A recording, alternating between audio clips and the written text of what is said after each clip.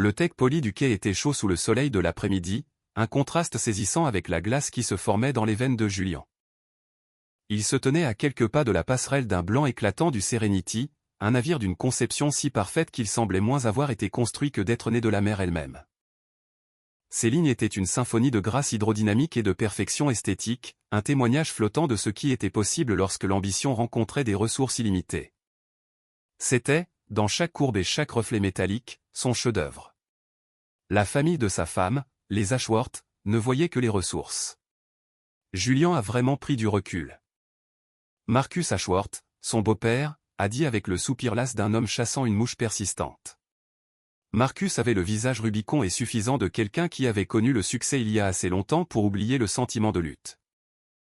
La société de location est très stricte sur la liste des invités, les assurances, tu comprends. Blake, le frère de Chloé, a ricané. Il était une version plus jeune, plus acérée et plus odieuse de son père, vêtu d'un short en lin et d'un polo pastel qui criait la richesse générationnelle. Ouais, Julian, on ne voudrait pas que tu trébuches sur cette corde hors de prix. Ton genre de chaussures n'a probablement pas beaucoup d'adhérence. Il désigna du menton les simples mocassins en cuir de Julian. C'étaient des chaussures italiennes faites à la main qui coûtaient plus cher que la tenue entière de Blake, mais leur élégance résidait dans leur sobriété, un concept aussi étranger à Blake que l'humilité. Julian ne dit rien. Il regarda sa femme Chloé, qui se tenait à côté de sa mère Eleanor, déjà à mi-chemin sur la passerelle. Les yeux de Chloé, de la couleur d'un ciel d'été, se dardèrent vers lui, remplis d'une excuse familière et impuissante. Elle fit un minuscule, presque imperceptible signe de tête, une supplication silencieuse pour qu'il accepte simplement la situation, pour qu'il ne fasse pas de scène. Son silence était la blessure la plus cruelle de toutes. Eleanor, drapée dans un cafetan en soie qui voltait dans la brise marine, ajusta ses lunettes de soleil surdimensionnées. Marcus a raison très cher, roucoula-t-elle, sa voix dégoulinante de condescendance. C'est un navire très exclusif. C'est pour la famille. Nous prendrons plein de photos pour toi.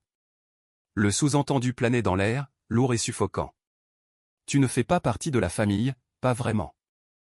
Pendant 3 ans, Julian avait été l'appendice poli, silencieux et légèrement décevant de la famille. L'architecte de niveau intermédiaire marié à leur magnifique fille, l'homme avec un emploi stable, mais sans ambition perceptible, sans aucune soif pour le statut et l'opulence que les Ashworth vénéraient. Il ne le traitait pas avec une hostilité ouverte, mais avec un dédain condescendant qui était d'une certaine manière plus corrosif.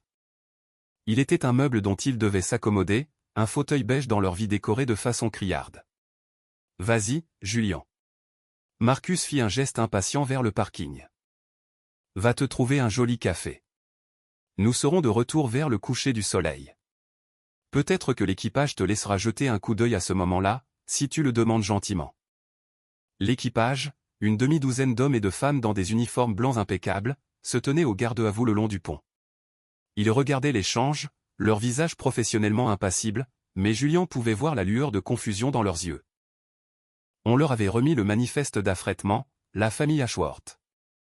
On ne leur avait pas donné de photographie du propriétaire. Blake a donné la dernière bourrade, pas physiquement, mais avec un rire qui était sec et laid. « Ouais, Phil. Tu ne voudrais pas être en retard pour ton grand projet, n'est-ce pas? Concevoir un nouveau, c'était quoi déjà?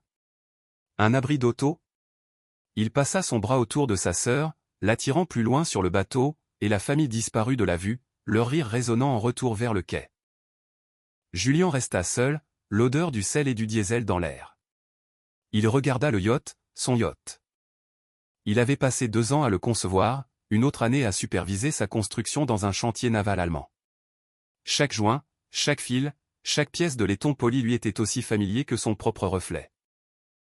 Il l'avait nommé le Serenity parce que sa création avait été son échappatoire, son endroit calme loin d'un monde qui le voyait comme insignifiant. Il pensait qu'il était un assistant architecte. Il ne savait pas qu'il était un partenaire majoritaire et silencieux dans l'un des cabinets d'architecture les plus innovants et les plus prospères au monde. Il pensait qu'il était un homme aux moyens modestes. Ils ignoraient que sa valeur nette pouvait acheter et revendre l'intégralité du portefeuille de retraite de Marcus Ashworth 100 fois. Ils pensaient l'avoir jeté hors d'un bateau qu'ils avaient loué. Ils n'avaient aucune idée qu'il violait son domicile. Et d'ici 1 heure, leur monde, bâti sur les fondations fragiles de l'arrogance et de la présomption, serait rasé jusqu'au sol. Je vous vois là, en train de regarder cela se dérouler. C'est une scène frustrante, n'est-ce pas? L'injustice de la chose pique. Peut-être avez-vous vécu un moment comme celui-ci dans votre propre vie, une époque où vous avez été sous-estimé, rejeté ou rabaissé. Dites-moi dans les commentaires d'où vous regardez. J'adore voir jusqu'où ces histoires voyagent. Cela me rappelle que bien que les détails puissent être différents, les sentiments sont universels. Restez dans les parages car la satisfaction que vous espérez, elle arrive, et elle vaudra la peine d'attendre. Les graines de ce moment sur le quai avaient été plantées des semaines plus tôt dans l'atmosphère formelle et suffocante de la salle à manger des Ashworth. La pièce était un monument au goût d'Eleanor, qui privilégiait la feuille d'or, les bois sombres et les lourdes draperies. Cela ressemblait moins à une maison qu'à une exposition de musée sur la morosité aristocratique du XIXe siècle. Julian était assis à côté de Chloé, une île placide dans une mer turbulente de dynamique familiale. Marcus, en bout de table, avait tenu sa cour toute la soirée, pontifiant sur l'état de l'économie, un sujet sur lequel il en savait juste assez pour être dangereusement mal informé. Le problème est un manque d'instinct de tueur dans la jeune génération, a déclaré Marcus, faisant tourner le vin dans son verre. Tout le monde veut l'aumône. Personne ne veut construire quelque chose par soi-même. Son regard a vacillé vers Julian pendant une fraction de seconde, une micro-expression de dédain. Julian, qui venait tout juste ce matin-là de finaliser l'acquisition d'un cabinet rival plus petit, un mouvement qui rapporterait à son entreprise 9 chiffres en nouveaux contrats, a simplement pris une gorgée d'eau. Construire prend du temps, Marcus, et des fondations solides. Blake, bien sûr, a vu l'ouverture. En parlant de construire, Julian, comment avance cette extension? Celle pour le dentiste, ce doit être un travail passionnant, tous ces murs. Cela présente ses défis, a répondu Julian d'un ton égal, refusant de mordre à l'hameçon. Le projet dont il leur avait parlé était réel. Un petit travail bénévole qu'il avait accepté pour une clinique gratuite dans un quartier à faible revenu. Il leur avait laissé croire que c'était le sommet de sa vie professionnelle. C'était sa variable de contrôle dans une longue et patiente expérience. Chloé a bougé inconfortablement sur sa chaise, sa main trouvant la sienne sous la table, ses doigts se sont serrés, un geste qui se voulait encourageant, mais qui ressemblait plutôt à une supplication pour qu'il reste silencieux, qu'il encaisse les coups. Au fil des ans, son rôle s'était transformé, passant de sa défenseuse à son manager, son travail principal consistant à aplanir les frictions entre lui et sa famille. Elle traitait sa dignité comme un actif négociable. C'est alors que Marcus a fait sa grande annonce. Pour célébrer mon 65e anniversaire, a-t-il tonné, rayonnant, et pour célébrer le succès qui vient du travail acharné, j'ai fait quelque chose de spécial. J'ai affrété l'un des plus beaux yachts de la côte pour une journée entière, le Serenity. Eleanor a tapé dans ses mains, ses bracelets en diamant cliquetants. Oh, Marcus, comme c'est merveilleux. J'ai vu des photos de ce yacht. Il est magnifique, totalement exclusif. Seulement le meilleur, a dit Marcus, en bombant le torse, une journée sur l'eau, juste pour nous, la famille. Encore une fois, cette subtile insistance d'exclusion. Plus tard cette nuit-là, dans le sanctuaire tranquille de leur propre maison, un chef-d'œuvre minimaliste de verre et d'acier que Julian avait conçu, que les Ashworth qualifiaient en privé de froid et sans âme. Chloé avait essayé de combler le gouffre. Il ne le pense pas comme ça en a l'air, Julian, avait-elle dit, lui tournant le dos alors qu'elle retirait ses bijoux à sa coiffeuse. Comment le pense-t-il exactement, Chloé? Sa voix était calme, dénuée d'accusation, mais la question planait dans l'air entre eux. Ils viennent juste d'un monde différent. Ils mesurent tout le monde par, eh bien, par l'argent et le statut. C'est comme ça qu'ils sont câblés. Ils ne voient pas le vrai toi. Le vrai moi est l'homme que tu as épousé, l'homme qui s'assoit à leur table et endure leurs insultes. La question est, est-ce que tu le vois? Et si oui, pourquoi les laisses-tu le traiter de cette façon? Elle s'est retournée, le visage marqué par une douleur familière. Qu'est-ce que je suis censé faire? Déclencher une guerre avec ma propre famille. Ils sont impossibles. Tu le sais bien. C'est plus facile de simplement laisser couler pour maintenir la paix. La paix et le silence ne sont pas la même chose, avait dit doucement Julian. Il a marché vers son bureau à domicile, un espace qui n'appartenait qu'à lui. Les murs étaient tapissés de plans et de prix d'architecture que les Ashworth n'avaient jamais vus. Sur son bureau, à côté d'un modèle réduit d'un nouveau centre des arts civiques à couper le souffle qu'il concevait pour la ville de Séoul, se trouvait une petite boîte doublée de velours. Il l'ouvrit. À l'intérieur reposait une seule carte d'accès d'une élégance inouïe, en titane brossé. Sur sa surface, le nom, le Serenity, était gravé au laser dans une police épurée et élégante. Il l'avait prise. Le métal était froid et solide dans sa main. Ce n'était pas juste une clé. C'était un symbole de la vérité qu'il gardait cachée. Il avait commencé sa carrière avec rien, alimenté par un talent et une volonté que Marcus Ashworth ne pourrait pas comprendre. Il avait fait face à des trahisons très tôt, des partenaires qui avaient essayé de voler ses créations, des clients qui avaient essayé de le tromper. Ces expériences lui avaient appris une leçon précieuse. Montrez votre faiblesse et vous apprendrez qui a du caractère. Montrez votre force et vous n'apprendrez que qui a de la cupidité. Il avait bâti sa fortune discrètement, opérant à travers des sociétés écrans et sous des pseudonymes, créant une forteresse d'anonymat autour de son succès. Il voulait une vie et une partenaire qui valorisaient l'homme, pas les actifs. Il a regardé la carte d'accès, puis sa femme qui se tenait dans l'embrasure de la porte. Il avait pensé que Chloé était cette partenaire, mais sa peur de la désapprobation de sa famille était une fissure dans les fondations de leur mariage. Et il savait, avec une certitude qui le glaçait, qu'une structure avec des fondations compromises ne pourrait pas tenir éternellement. Il a remis la clé dans sa boîte, la décision se solidifiant déjà dans son esprit. Le jour de la location ne serait pas seulement un test pour les Ashworth, ce serait un test pour tout le monde. De retour sur le quai, le chaud soleil semblait distant. Les rires du yacht s'étaient estompés, remplacés par le murmure de la famille, savourant leur champagne sur le pont supérieur. Ils l'oubliaient déjà. Pour eux, il était loin des yeux, et donc complètement loin du cœur. Julien glissa la main dans la poche de son pantalon en lin. Ses doigts se refermèrent sur la surface froide et lisse de la carte d'accès en titane. Il ne l'a pas regardée, il n'en avait pas besoin. Il pouvait sentir son poids, son pouvoir, sa vérité. Il a sorti son téléphone de son autre poche, son écran brillant au soleil. Il a fait défiler jusqu'à un contact unique, enregistré sous le nom de Capitaine Rustova. Son pouce a survolé l'écran pendant un moment. C'était le point de non-retour. Il n'était pas un homme enclin aux actes impulsifs. Chaque mouvement était réfléchi, chaque conséquence pesée. Il leur avait donné 3 ans de chance, 3 ans de dignité tranquille face à leur cruauté désinvolte.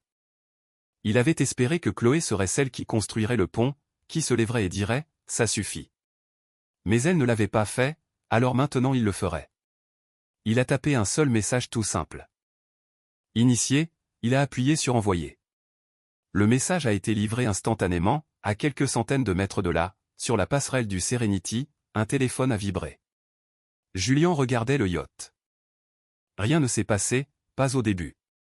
Les Ashworth ont continué à s'agiter sur le pont, pointant du doigt le rivage, leur voix portant faiblement sur l'eau.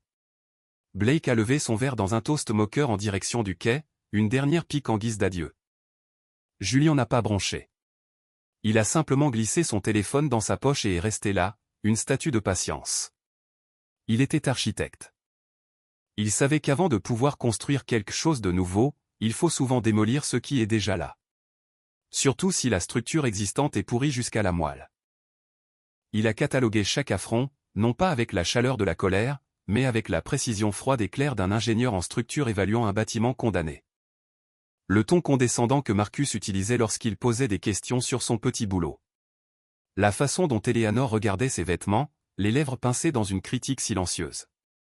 Les blagues interminables et stupides de Blake sur ses revenus. Et Chloé, ses regards peinés et désolés qui offraient du réconfort, mais jamais de défense. Chacun d'entre eux était une fracture de contrainte, une fissure dans la façade. Pendant des années, il les avait rafistolés pour l'amour de la paix. Plus maintenant. Il leva les yeux vers la passerelle du yacht. Une silhouette était apparue, se détachant contre le ciel lumineux. Une femme, debout, les mains sur les hanches, le fixant directement. Même à cette distance, il reconnut la posture formidable de la capitaine Eva Rustova. C'était une ancienne officière de la marine marchande. Une femme qui commandait plus de respect d'un seul regard que Marcus Ashworth dans toute sa vie de fanfaronnade. Elle avait été son choix trié sur le volet pour commander le Serenity. Sa seule loyauté allait au véritable propriétaire du navire, un homme qu'elle ne connaissait que sous le nom de M. Thorne. Julian fit un lent, presque imperceptible signe de tête. Sur la passerelle, la capitaine Rustova porta une paire de jumelles à ses yeux, les concentrant sur lui. La représentation était sur le point de commencer. Les invités étaient sur scène. Le public était en place, et le réalisateur, debout tranquillement sur le quai, venait de crier action.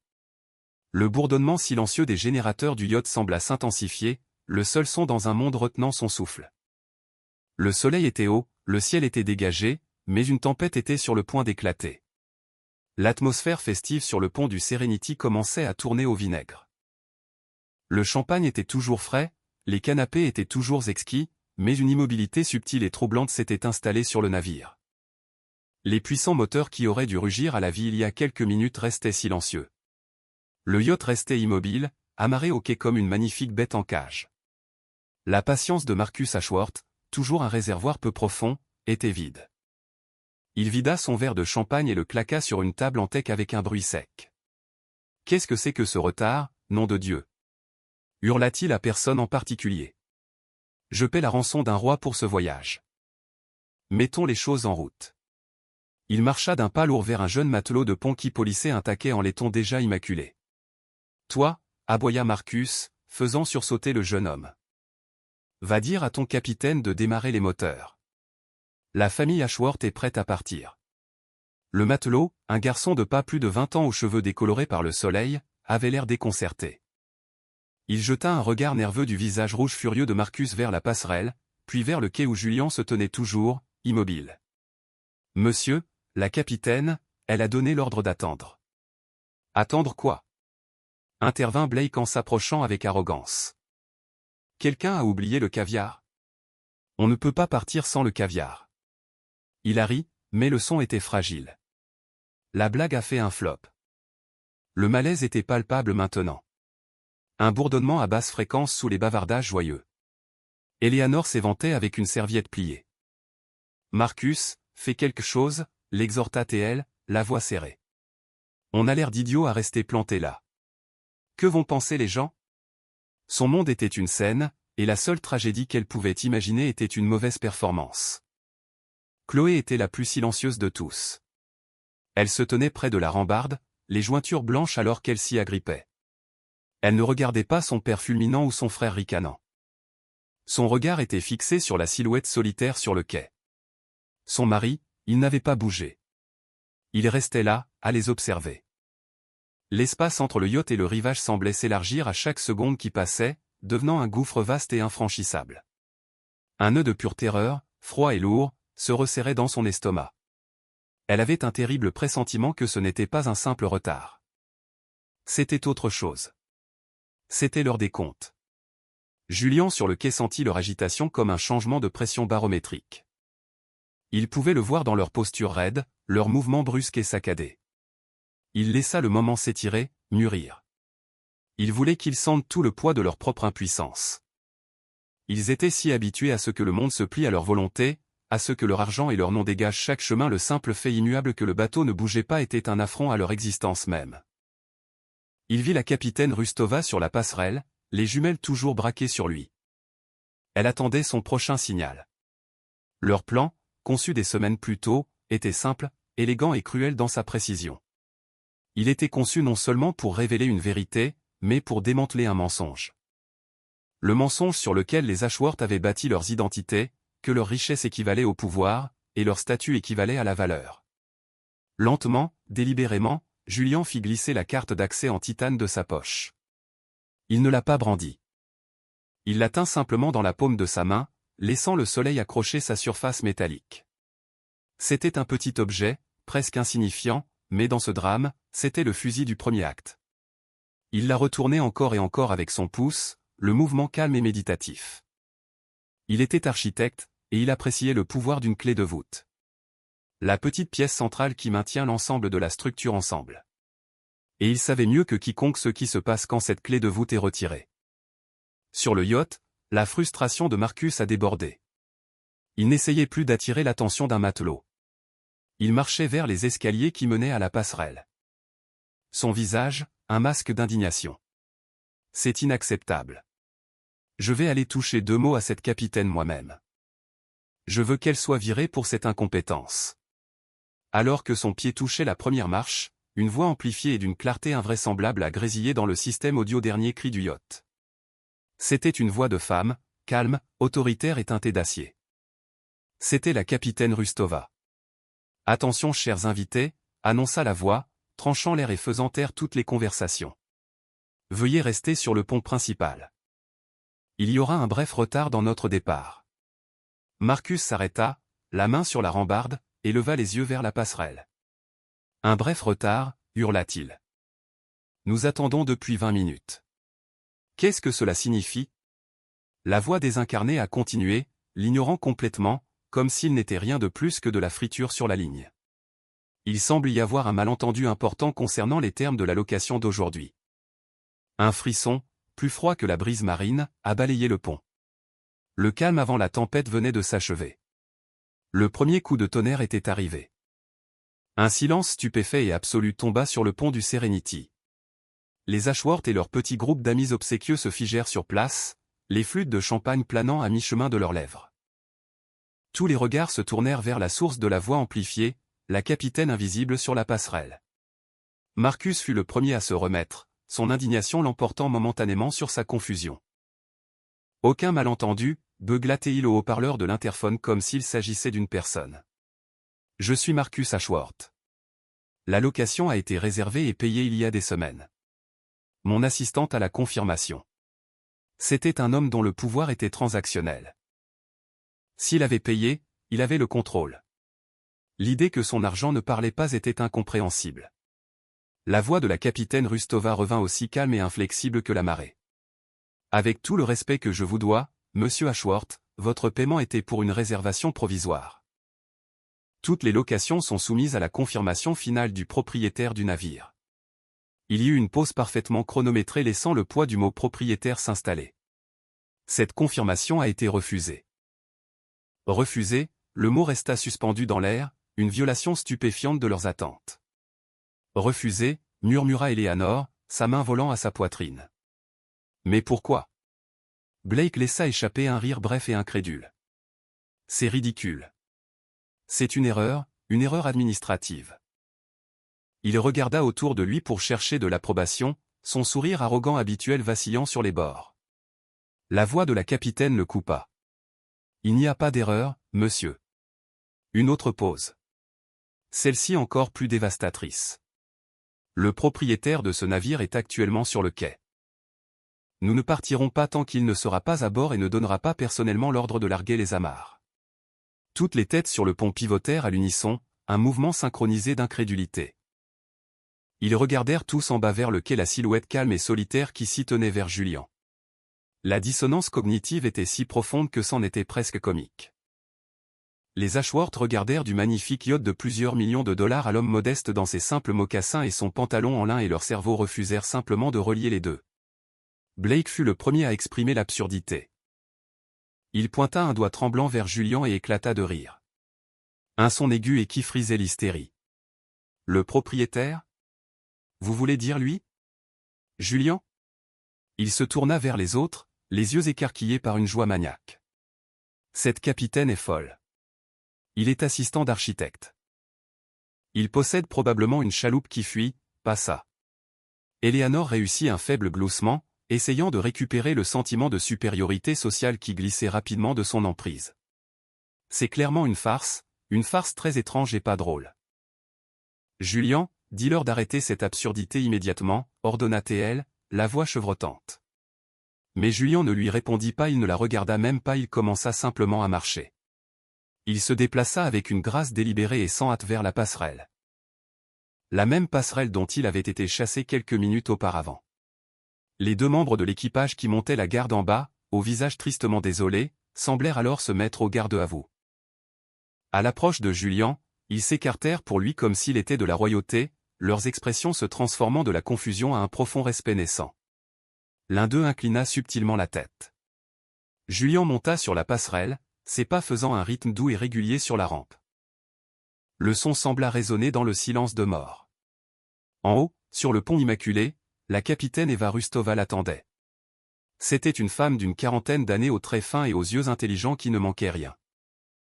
Dans son uniforme blanc impeccable, elle était l'image même de la compétence et de l'autorité. Elle fit un signe de tête sec et formel alors qu'il montait à bord. « Monsieur Thorne » dit-elle, sa voix claire et respectueuse, utilisant le nom de famille discret qu'il utilisait pour toutes ses propriétés privées. « Toutes mes excuses pour le retard de votre embarquement. Nous avions des passagers inattendus à gérer. Ce n'est pas de votre faute, capitaine. » Répondit Julian, la voix calme, mais portant dans chaque recoin du pont. Les invités étaient juste en train de s'installer. Il se tourna alors pour faire face à la famille Ashworth. Ils étaient un tableau de choc. Leurs visages figés dans une masse d'incrédulité, de colère et d'une horreur naissante et écœurante. La mâchoire de Marcus était pendante. Son visage Rubicon s'était vidé de ses couleurs. Eleanor avait l'air de pouvoir s'évanouir. Le sourire moqueur de Blake avait disparu, remplacé par un regard bouche bée. Et Chloé. Elle se tenait un peu à l'écart d'eux. Le visage pâle. Ses yeux rivés sur son mari. Dans son regard, il n'y avait ni colère, ni confusion. Il n'y avait que la lumière dévastatrice et écrasante de la compréhension.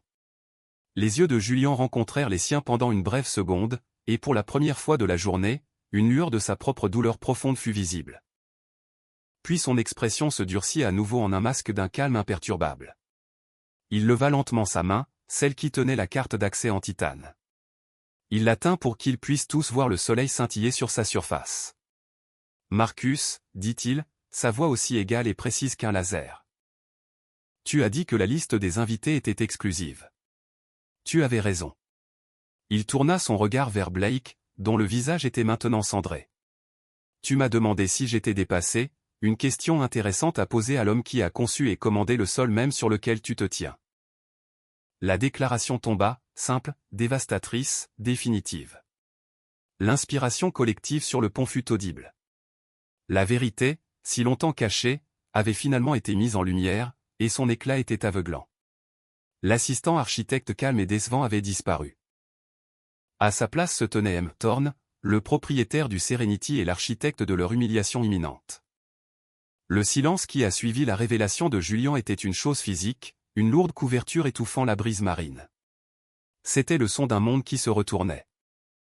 La réalité entière des Ashworth, un édifice soigneusement construit de statues, de richesse et de supériorité sociale, venait d'être démoli par une seule déclaration calme. Marcus fut le premier à retrouver la voix, bien que ce fût une version fluette et balbutiante de son grondement habituel. « Julian, qu'est-ce que c'est que ça? C'est une sorte de blague élaborée, n'est-ce pas? Une farce que tu as concoctée avec la société de location ?» Il regarda autour de lui, désespéré que quiconque valide cette théorie. « Très drôle, tu nous as bien eus pendant une minute. Maintenant ça suffit. » Le regard de Julian, froid et fixe, se posa sur son beau-père. « Une blague? Était-ce une blague, Marcus? Quand tu as conseillé à Chloé de signer un contrat de mariage, parce que tu craignais que je sois un frein à son potentiel ?» Marcus a tressailli comme s'il avait été frappé. « Était-ce une farce? » A continué Julian. Sa voix ne s'élevant jamais, et pourtant coupant plus profondément que n'importe quel cri. « Quand tu as annoncé bruyamment lors de mon propre dîner de 30e anniversaire que tu espérais que j'obtienne enfin un vrai travail avec une certaine mobilité ascendante, il a fait un pas de plus, sa présence semblant s'étendre, remplissant l'espace. Pendant 3 ans, je me suis assis à votre table. J'ai assisté à vos réunions de famille. J'ai écouté patiemment pendant que vous et votre fils vous moquiez ouvertement de mon travail, remettiez en question mon ambition et rabaissiez ma valeur. Vous avez jugé le livre par une couverture que j'ai intentionnellement conçue pour être simple parce que je voulais voir si vous étiez capable de lire les pages. Vous ne l'êtes pas. Son attention s'est déplacée vers Eleanor, qui s'agrippait au bras de son mari, les jointures blanches. Eleanor, tu as toujours été si préoccupée par les apparences, par l'allure des choses.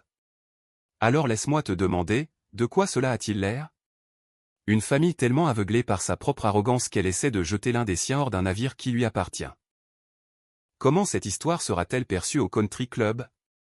Le visage d'Eleanor s'est froissé. Le masque de prestance aristocratique soigneusement entretenu se brisant en 1 million de morceaux. Puis les yeux de Julian ont trouvé Blake. Le jeune homme qui avait construit son identité sur une base de supériorité suffisante semblait rétrécir sous le poids du regard de Julian. Il a essayé de rassembler sa bravade habituelle, mais elle est sortie comme un bêlement faible et pathétique. « Et mec, allez » a balbutié Blake, levant les mains dans un geste d'apaisement. C'était juste, tu sais, du bizutage, pour rire un peu. On te menait juste la vie dure, comme font les gars. L'expression de Julian ne s'est pas adoucie. Elle s'est durcie en quelque chose ressemblant à du granit. Pour rire, a-t-il répété, le mot sec et clinique. Cataloguons ce qui est drôle, voulez-vous? Il a commencé à faire les 100 pas lentement, ses pas étant le seul son. C'était la liste des griefs, le compte de 1000 petites coupures. Était-ce drôle quand tu as dit à tes amis de l'université que Chloé avait épousé son cas social? J'étais à la table d'à côté, Blake. Tu ne m'as juste pas vu. Le visage de Blake est passé de cendré à une teinte verdâtre effroyable. Était-ce drôle? A continué Julian, sa voix implacable. Quand tu as accidentellement renversé un verre entier de vin rouge sur le seul costume convenable que je portais à la fête d'anniversaire de mariage de tes parents, tu en as ri avec tes amis plus tard, disant qu'il me faudrait travailler un mois pour le remplacer. Ou c'est ce que tu pensais? Il s'est arrêté, laissant le souvenir planer dans l'air. Ce costume, soit dit en passant, était un Tom Ford. Son remplacement a coûté moins cher que les intérêts que j'ai gagnés en 1 heure. Il s'est arrêté juste devant Blake, qui tremblait maintenant visiblement. Et était-ce drôle, il y a à peine 10 minutes, quand tu as ri et m'as dit que j'étais dépassé? Dis-moi Blake, en te tenant ici sur mon pont, sur mon yacht, lequel de nous deux est dépassé maintenant? Blake n'a pas pu répondre. Il ne pouvait que fixer du regard, la bouche s'ouvrant et se fermant silencieusement, comme un poisson cherchant de l'air. Finalement, le regard de Julian a balayé tout le monde, toute l'assemblée stupéfaite des Ashworth et de leurs amis. Ses yeux étaient dépourvus de chaleur, de colère. Tout ce qui restait était une déception profonde et glaçante. Vous n'accordez pas d'importance à la famille, a-t-il dit, sa voix tombant presque à un murmure, les forçant à se pencher pour entendre leurs péchés. Vous accordez de l'importance aux accessoires. Vous avez vu Chloé comme un accomplissement, et vous m'avez vu comme un accessoire décevant qui venait avec elle. Vous n'avez jamais essayé de me connaître une seule fois, vous avez seulement essayé de me mesurer, et vous avez utilisé une règle cassée. Il leur a tourné le dos alors, un geste d'une finalité plus puissante que n'importe quelle explosion. Il a fait face à la haute mer pendant un moment avant de se tourner vers sa capitaine. « Capitaine Rustova » a-t-il dit, sa voix maintenant sèche et décisive. « Veuillez faire rassembler les effets personnels de la famille Ashworth et les apporter à la passerelle. » Les mots ont atterri avec la force d'un coup physique. La panique, brute et non déguisée, a éclaté sur le pont. Leur location, a ajouté Julian en regardant le visage horrifié de Marcus, a été résiliée. La finalité des décrets de Julian a brisé la paralysie qui s'était emparée des Ashworth. Une panique brute et primaire a pris sa place. L'artifice soigneusement construit de leur vie était en train d'être démantelé sous leurs yeux, et ils ont commencé à se bousculer au milieu des décombres. Eleanor a été la première à craquer complètement.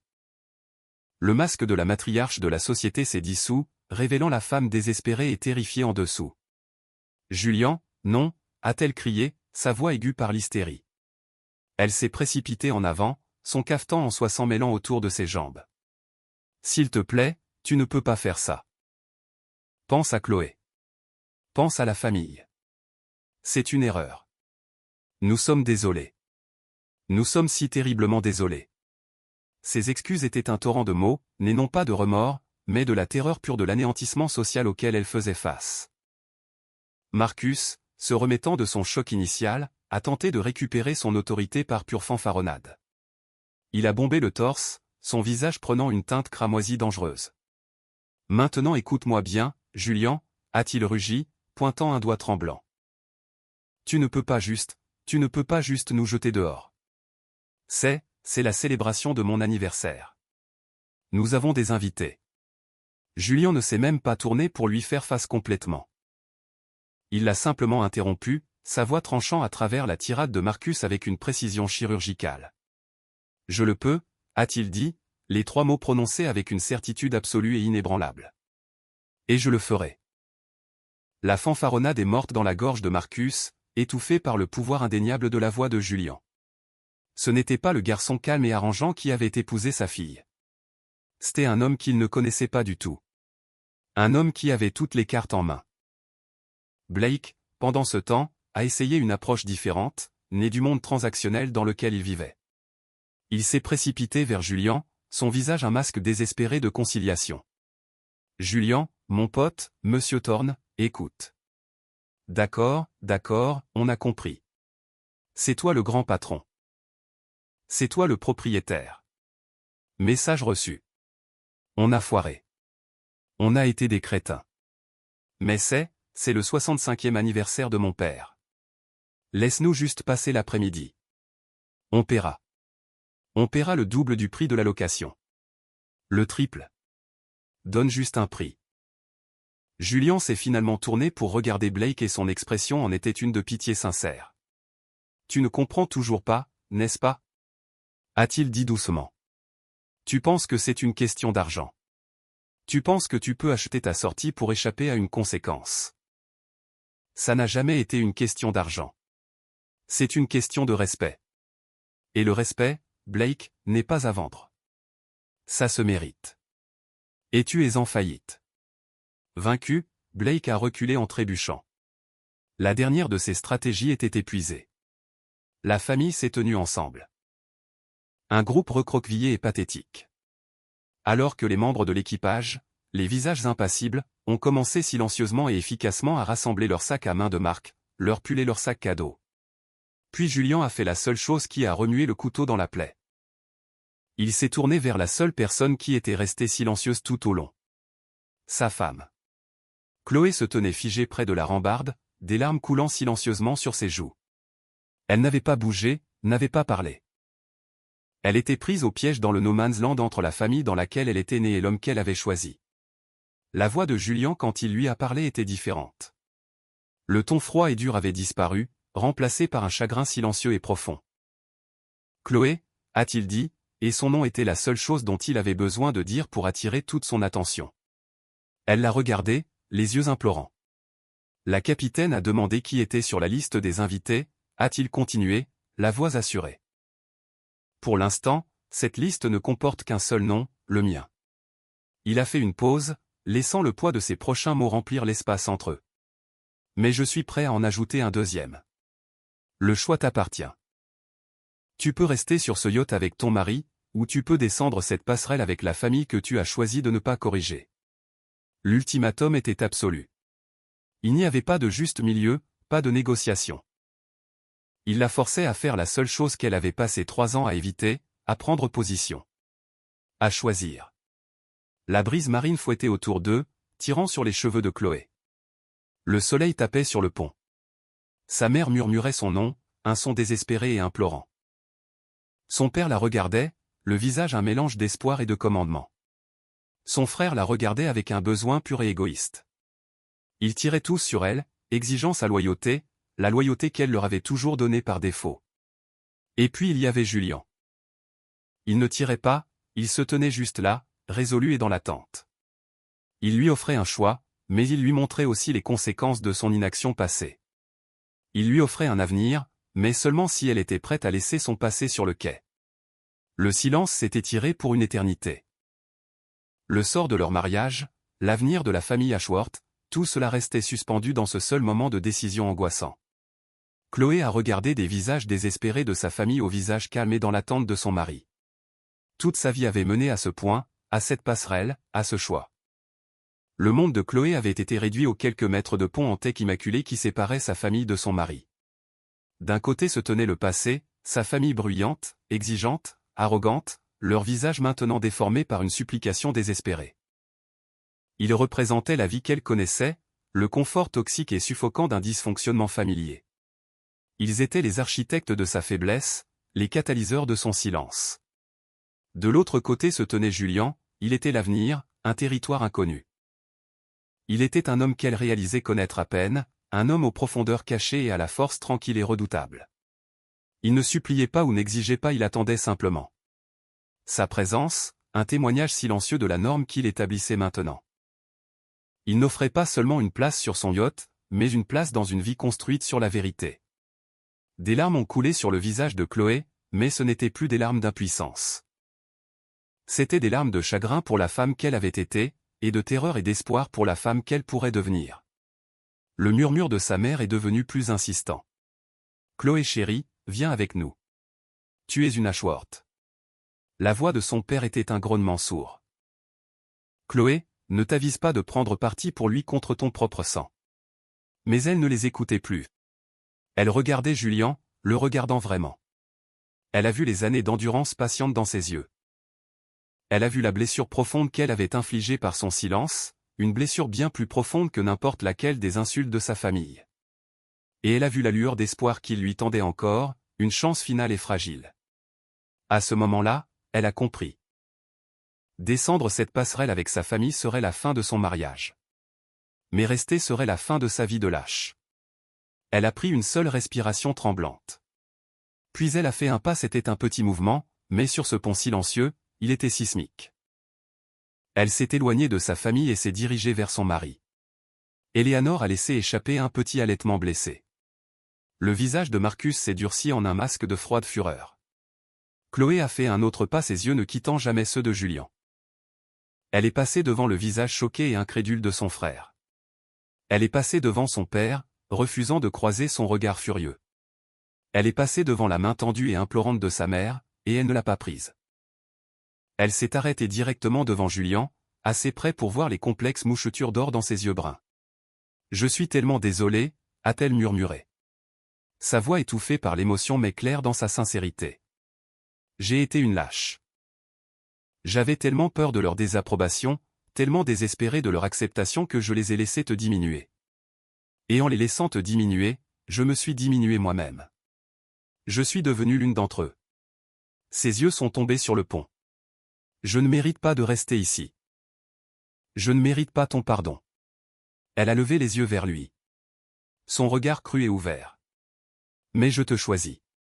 Si tu veux bien de moi, je choisis ceci. Je te choisis. » Julian l'a regardé, son expression illisible pendant un long moment. Le destin de leur vie ensemble dépendait de sa réponse. Lentement, les lignes dures de son visage ont commencé à s'adoucir. La froide précision architecturale de ses yeux s'est réchauffée avec une lueur de l'amour qui avait été enterrée sous des années de déception. Il n'a pas souri, mais la tension dans sa mâchoire s'est relâchée. Il a fait un seul petit signe de tête. C'était suffisant. C'était tout. Il a ensuite tourné son regard vers les Ashworth, son visage redevenu un masque d'autorité froide. « Vous avez entendu ma femme » a-t-il dit. Les mots « ma femme » prononcés avec une insistance calme et protectrice. La liste des invités est maintenant définitive. Il a fait un geste du menton vers la passerelle. Vous vouliez une journée de luxe pour célébrer votre statut. Au lieu de cela, vous avez reçu une leçon de caractère. Vos affaires sont sur le quai. Vous pouvez partir. Il n'y a plus eu de dispute, plus de fanfaronnade ou de supplication. Ils étaient totalement et globalement vaincus. La combativité les avait quittés, remplacés par une honte creuse et résonnante. Dans un silence complet, dirigé par un Marcus au visage de marbre, la famille Ashworth et leurs invités restants ont marché le long et humiliant chemin de la passerelle. C'étaient eux maintenant qui étaient chassés, se juger indignes. Le renversement était absolu, une symétrie parfaite et brutale. Alors qu'il posait le pied sur le quai, Julian a parlé une dernière fois, sa voix portant clairement sur l'eau. « Marcus, mon cabinet est l'un des principaux donateurs du nouveau centre des arts civiques de la ville. Je siège au conseil d'administration. Votre demande pour les droits d'appellation de la galerie principale, que je crois que vous avez soumise la semaine dernière, considérez-la comme retirée. » Marcus s'est arrêté net, le dos raide comme un piquet. Il ne s'est pas retourné. Il est simplement resté là pendant un moment, absorbant ce coup final et dévastateur avant de reprendre sa marche de la honte. L'équipage a largué les amarres. Les grands moteurs du Serenity ont finalement rugi à la vie. Un vrombissement profond et puissant. Le yacht a commencé à s'éloigner du quai, laissant les petites silhouettes diminuées de la famille Ashworth, debout là, regardant leur monde s'éloigner à la voile sans eux. Sur le pont, Julian et Chloé se tenaient ensemble, le vent fouettant autour d'eux, la haute mer devant eux. Le silence entre eux n'était plus celui d'un conflit, mais d'une possibilité fragile et incertaine. La démolition était terminée. Maintenant le difficile travail de reconstruction pouvait commencer. Les jours qui ont suivi ont été remplis d'un calme profond et troublant. La haute mer était une vaste toile bleue sur laquelle Julian et Chloé ont commencé à repeindre leur mariage. Ils ont navigué vers le sud, sans destination en tête si ce n'est la vérité. Le yacht, le Serenity, est devenu un confessionnal flottant, un sanctuaire où le silence a finalement été comblé par les mots qui avaient été laissés non dits pendant des années. Ils ont parlé pendant des heures sur les ponts baignés de soleil et dans les soirées fraîches et calmes du salon principal. Julian, pour la première fois, a mis à nu l'architecture de sa vie. Il a parlé de son début de carrière, d'un brillant partenariat avec un ami qui, aveuglé par l'avidité, avait essayé de voler ses créations et de le ruiner. Cette trahison avait été le creuset dans lequel sa philosophie s'était forgée. « J'ai construit des murs », a-t-il expliqué un soir, alors qu'il regardait les étoiles apparaître dans un ciel non souillé par les lumières de la ville. Pas par peur, mais comme un outil de diagnostic. Je voulais construire une vie, une vraie vie, avec des gens qui accordaient de la valeur aux fondations, pas à la façade. J'ai laissé les gens penser que je n'étais qu'un dessinateur, un homme de moyens simples parce que j'avais besoin de savoir s'ils pouvaient voir la personne derrière la profession. Ta famille, ils ont échoué au test de façon spectaculaire. Chloé a écouté, son cœur douloureux sous le poids de sa propre complicité. Quand ce fut son tour, elle n'a pas cherché d'excuses. Elle a confessé ses insécurités profondément ancrées, son sentiment permanent d'être une déception pour un père qui ne valorisait que la force et une mère qui ne valorisait que le statut. J'étais tellement terrifiée par leur jugement, a-t-elle dit, sa voix lourde de honte. Cette peur était le bruit de fond de ma vie entière. Quand ils ont commencé à s'en prendre à toi, c'était plus facile d'essayer de te faire taire que de leur tenir tête. C'était lâche. J'ai laissé ma peur d'eux être plus grande que mon amour pour toi, et c'est un échec avec lequel je vais devoir vivre. Il n'y a pas eu de pardon instantané. Les blessures de Julian étaient trop profondes pour cela, mais il y a eu de la compréhension. Il a vu que sa faiblesse n'était pas née de la méchanceté, mais d'une peur qu'il avait conditionnée depuis l'enfance. Il avait exigé qu'elle démolisse une structure qu'elle ne savait même pas comment commencer à démanteler. Lentement, minutieusement, ils ont commencé à poser de nouvelles fondations.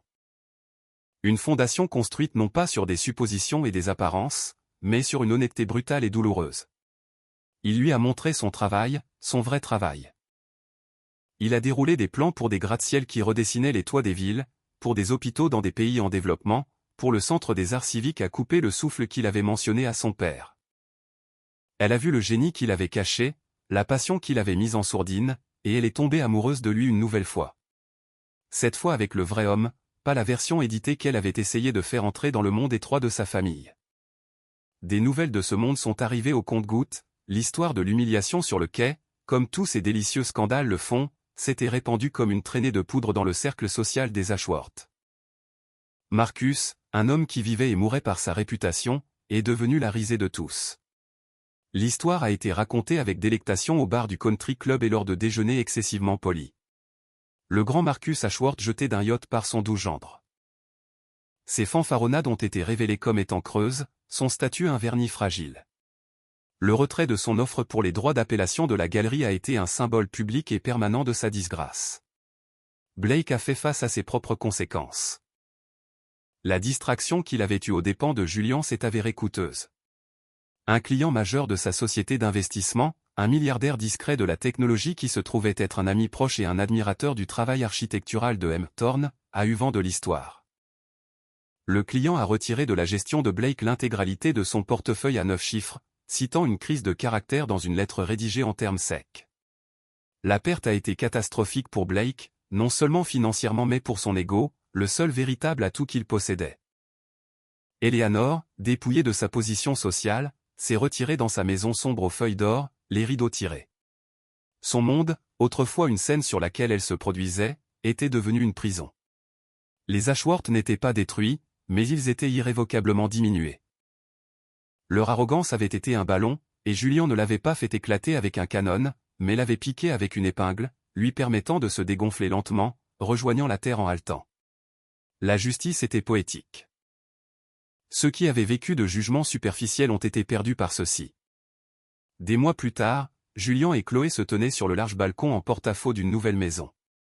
Une création étonnante de verre, de bois et de pierre qui semblaient pousser de manière organique sur le flanc d'une falaise surplombant le Pacifique. Ils l'avaient conçue pour eux. C'était une maison sans pièces cachées, sans espace secret. Tout y était ouvert, honnête et baigné de lumière. Le Serenity était ancré dans la crique en contrebas, une forme argentée sur l'eau sombre. Chloé a appuyé sa tête sur son épaule, regardant le dernier éclat du soleil plonger sous l'horizon.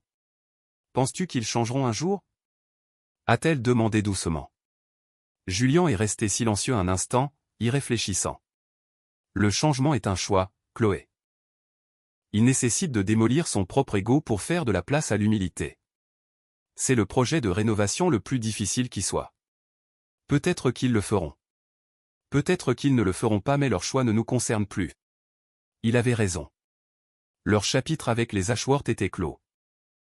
Leur propre histoire, la vraie, ne faisait que commencer. Les fondations étaient posées. Elles étaient solides. Elles étaient vraies. Et elles étaient prêtes à ce qu'on y construise, ensemble.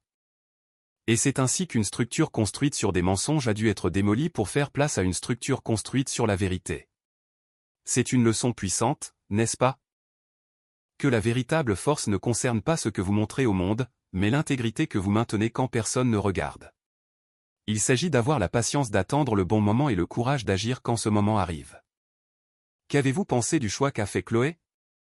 Était-ce suffisant pour gagner sa rédemption? J'adorerais lire vos pensées dans les commentaires ci-dessous. C'est dans ces discussions que l'histoire prend véritablement vie. Merci d'avoir passé ce temps avec moi. Si vous avez apprécié ce voyage de la frustration à la justification, veuillez laisser un j'aime à cette histoire et envisager de vous abonner pour d'autres histoires de force cachée et de règlement de compte mérités. Jusqu'à la prochaine fois, rappelez-vous que les structures les plus impressionnantes ne sont pas toujours celles qui sont les plus visibles. Ce sont celles qui ont les fondations les plus solides. Merci d'avoir suivi l'histoire d'aujourd'hui.